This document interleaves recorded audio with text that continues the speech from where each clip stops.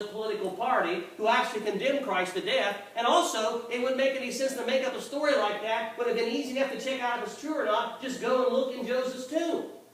Because you would have known where Joseph's tomb was.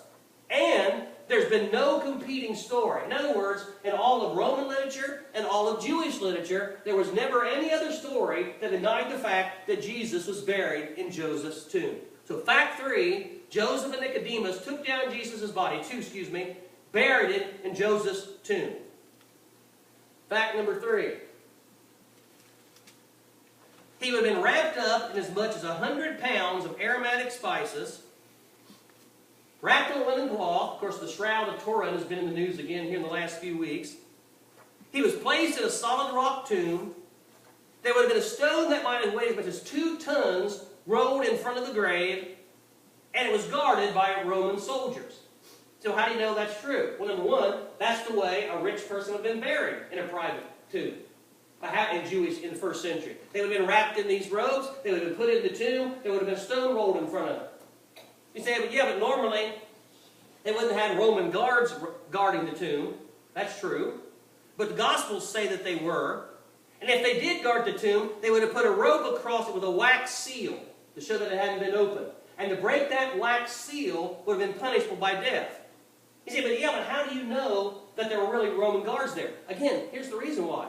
There's nothing in Jewish or Roman or pagan literature that denies this. Again, if it hadn't happened, it would have been easy enough to find out. It would have been easy enough to put another story out by the Jews or the Romans and say, no, that wasn't really true. And nobody ever said that. So even those who were critics of Jesus, even those who were enemies of Jesus, admitted that there were guards at the tomb. Okay? So that's really not in question. Now we get to the big one. Number 4. 3 days later, the tomb was empty. Of course, you can find this in all the Gospels. Mark 16, Luke 24, Matthew 28, John 20. You can read about it in the earliest Christian writings, 1 Corinthians 15. And even the Jewish and Roman sources I mentioned earlier, Tacitus and Josephus, admit the tomb was empty. Let me give you another example.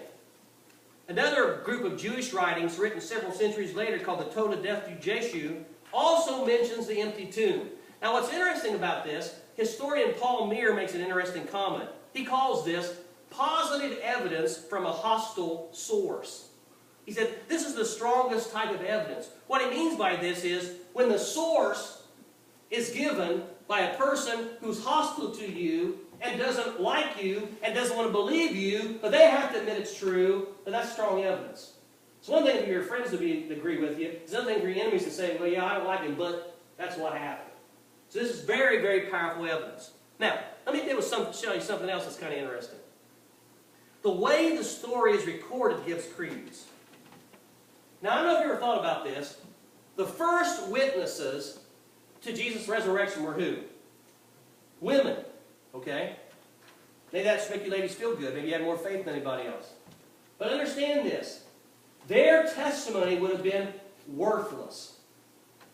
If anybody's going to invent a story about the resurrection of Jesus, you would not have chosen women to be your first witnesses, because their testimony was not allowed. Let me show you what I mean. I didn't put it on the PowerPoint, but let me show you what I mean. Here's what our buddy Josephus says about women. Let not the testimony of women be admitted on account of levity and boldness of their sex. Notice what the rabbinic text of the first century said. Sooner let the words of the law be burnt than delivered to women. That's not a very high view of women, I must admit. But my point is, so why in the world would you invent a story where Jesus was discovered by women when you knew their testimony would not be accepted? It doesn't even make any sense. Next point, notice up here Deuteronomy 21:23. Deuteronomy 21:23 says, he who is hung on a tree or crucified is cursed of God. Now think how hard it would be for us, if we were the disciples of Jesus, to invent a story somehow that suggested someone who's been crucified and was cursed of God supposedly was in fact the risen Messiah and Savior. How much trouble that would be. Now add to that the virtual impossibility of proclaiming a resurrection in Jerusalem in the face of an unbelievable Jewish opposition, and a town where you knew where the grave was. It's Joseph of Arimathea, the member of the Sanhedrin. How could you say that tomb was empty if it wasn't empty? Everybody would have known where that tomb was. They could have found out. They could have checked for themselves. If it wasn't empty, the Jews just could have went and said, no, there he is. The tomb was empty. You know, it's kind of interesting. Even the New Testament critics admit the tomb was empty. Even those who don't believe Jesus was the Son of God, even those who don't believe Jesus rose from the dead, they recognize the fact that Jesus' tomb was empty. I read by a critic named Jacob Creamer, who is a New Testament critic, and he says himself, by far, most scholars hold firmly to the reliability of the biblical statements about the empty tomb. To back up his statement, he studied 2,200 publications about the resurrection of Jesus in English and French and German between 1975 and 2012, and said 75% of them believed in the empty tomb, and even including Jewish scholars.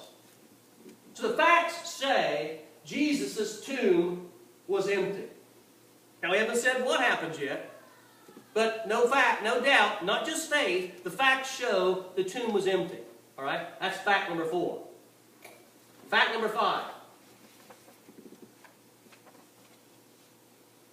On multiple occasions, under different circumstances, various individuals and groups report experiencing the living Christ.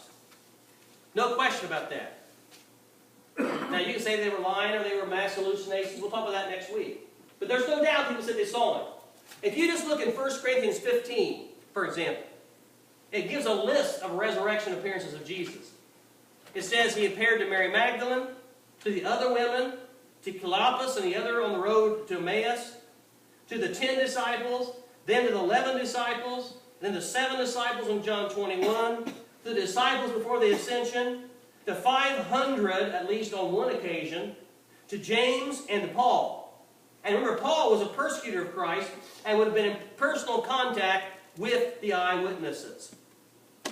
Now, it's kind of interesting. There are New Testament scholars, particularly who study the Gospels, who look at Matthew, Mark, Luke, and John, and they'll say, you have a hard time lining them up. You know, sometimes it seems like they'll tell them the story a little bit differently. And it's kind of hard to put, when did he appear to the women, and when did he appear to Peter, and when did he do this? And so they'll say, that kind of shows that this probably is not true. That is the exact opposite.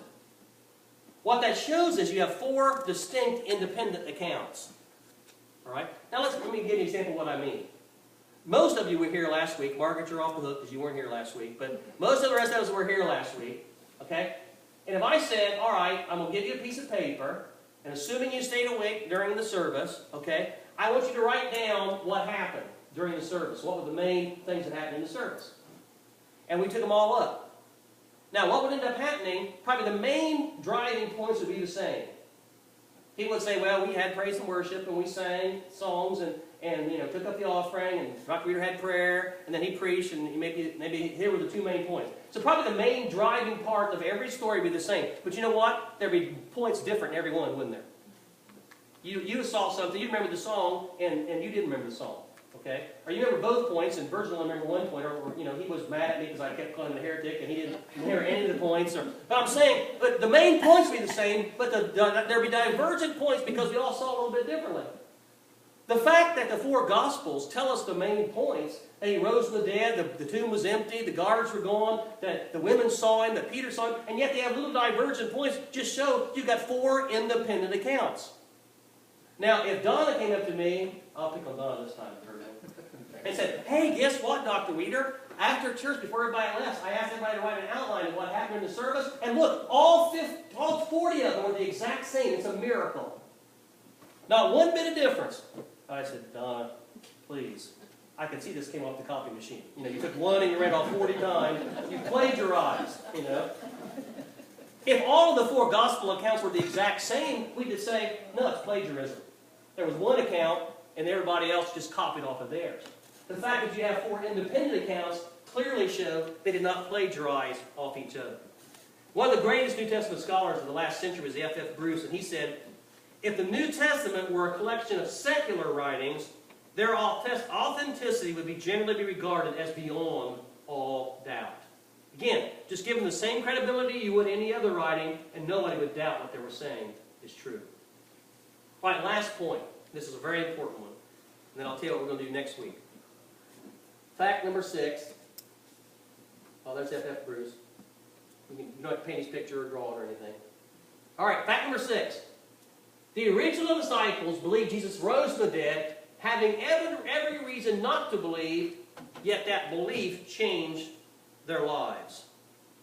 All right, now, think with me for a minute.